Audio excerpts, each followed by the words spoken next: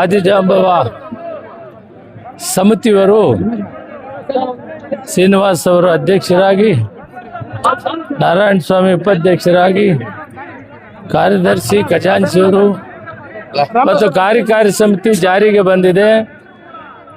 ಈ ದಿನದಿಂದ ಆ ಕಮಿಟಿಯವರು ಇದರ ಸರ್ವತೋಮುಖ ಅಭಿವೃದ್ಧಿಗೆ ಕಾರ್ಯಕ್ರಮವನ್ನು ರೂಪಿಸ್ಕೊಳ್ತಾರೆ.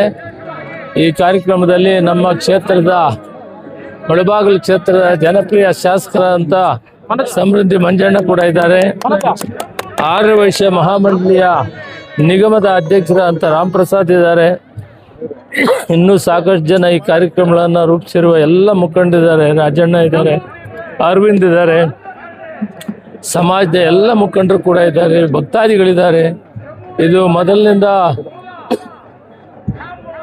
ಶ್ರೀರಾಮಚಂದ್ರನ ಮಕ್ಕಳಂತ ಸೀತಾದೇವಿ ಲವಕುಶರಿಗೆ ಇಲ್ಲಿ ಜನ್ಮವನ್ನು ಕೊಟ್ಟಿದ್ದಾರೆ ಅನ್ನೋದಕ್ಕೆ ಪ್ರತೀತಿ ಇದೆ. ಬೆಟ್ಟದ ಮೇಲೆ ಅದಕ್ಕೆಲ್ಲನೂ ಕೊಳ ಇದೆ, ತೊಟ್ಲಿದೆ, ಎಲ್ಲ ಇದೆ.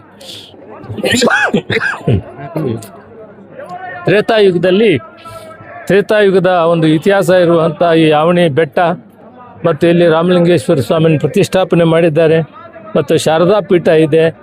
ಎಲ್ಲವೂ ಕೂಡ ವಾಲ್ಮೀಕಿ ಸ್ವಾಮೀಜಿಯವರು ಕೂಡ ಇಲ್ಲಿದ್ದಾರೆ. ಇದು ಬಹಳ ವಿಶೇಷವಾದಂಥ ಸ್ಥಳ. ಈಗಾಗಲೇ ಸಮೃದ್ಧಿ ಮಂಜಣ್ಣ ಹೇಳಿದ್ದಾರೆ, ಇಲ್ಲಿ ಸರ್ವತೋಮುಖ ಅಭಿವೃದ್ಧಿಗೆ ಅವರೇ ಮಾತಾಡಿ ಹೇಳ್ತಾರೆ.